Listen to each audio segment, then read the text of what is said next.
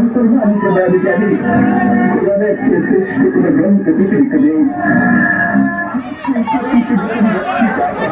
দান করানো হয়েছে তখন আমি সব কিছুর মধ্যে কোরআনকে স্থান দিয়েছি এবং পবিত্র কোরআন বুকে নিয়ে পৃথিবীর শ্রেষ্ঠতা বুঝিত মসজিদে দাঁড়িয়েছি। আমি ঠিক খুশি নাকি ভুল করেছি জানি না, শুধু জানি আমার মনের মধ্যে প্রচন্ড ভয় হয়েছে।